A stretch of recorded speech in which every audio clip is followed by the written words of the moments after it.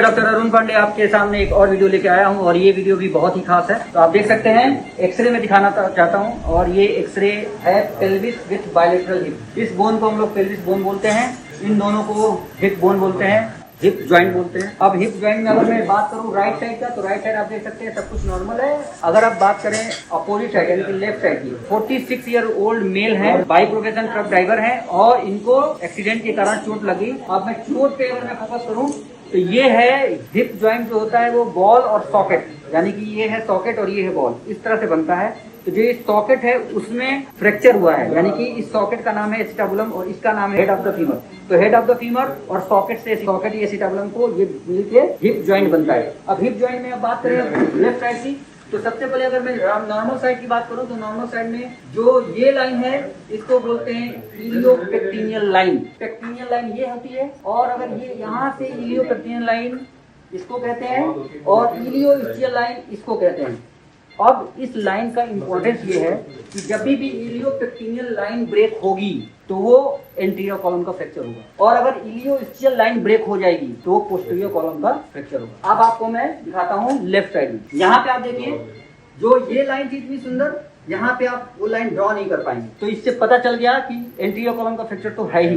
अब दूसरी बात मैंने क्या कहा कि इलियोइस्चियल लाइन, यहाँ पे मैं अगर ध्यान दिया हूँ तो आप इलियोइस्चियल लाइन भी ढंग से ड्रॉ नहीं कर पाएंगे। मोटा मोटी एक्सरे से ये पता चल जाता है कि इसमें एंटीरियर कॉलम का भी फ्रैक्चर है और पोस्टीरियर कॉलम का भी फ्रैक्चर है। अब मैं बात करता हूँ वॉल की, क्योंकि एस्टेबुलम में कॉलम होता है और वॉल होती है। अगर मैं इधर ड्रा करूँ तो ये देखिए, ये जो लाइन दिख रही है पीछे ये है posterior wall of the acetabulum और ये जो सामने लाइन दिख रही है क्लियर, इसको बोलते हैं anterior wall of the acetabulum. तो पोस्टीरियर वॉल क्लियरली ड्रॉ हो पा रही है, दैट मींस कि पोस्टीरियर वॉल में कोई दिक्कत नहीं है। अब एंटीरियर वॉल की बात करें, आप देखिए ये है एंटीरियर वॉल और उसी एंटीरियर वॉल में एक ये फ्रैक्चर है, तो यानी कि इसमें एंटीरियर वॉल के साथ साथ एंटीरियर कॉलम का भी फ्रैक्चर है। तो इसका क्लासिफिकेशन हम कैसे बनाएंगे? Anterior column with posterior hemi transverse. और ये पोस्टीरियर हेमी ट्रांसवर्स कैसा हो गया?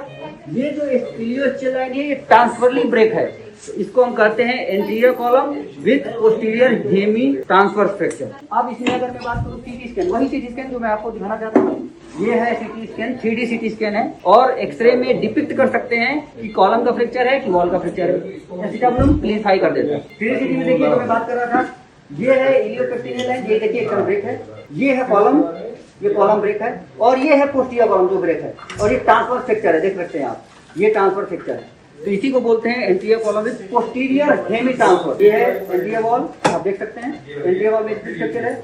अब इसका अप्रोच क्या होगा? अप्रोच होगा AIP अप्रोच, यानी कि ऑल एंटीरियर इंट्रापेल्विक अप्रोच, और मैं करने जा रहा हूँ मॉडिफाइड स्टोपा अप्रोच। इसमें पेशेंट का जो लाइनिंग होगी, पेशेंट की जो पोजिशनिंग होगी वो होगा supine with hip flexion and knee flexion. तो आज anterior column with posterior hemi transverse fracture acetabulum का सर्जरी कर रहे हैं और सर्जरी में सुपाइन होगा पोजीशन और अप्रोच होगी मॉडिफाइड स्टोपा अप्रोच। सर्जरी के बाद भी एक्सरे में शेयर करता हूं और अगर सर्जरी अच्छी हुई, फिक्सेशन अच्छा हुआ तो पेशेंट बहुत जल्दी अपने पैरों पे वॉक कर सकता है। बहुत बहुत धन्यवाद, नमस्कार।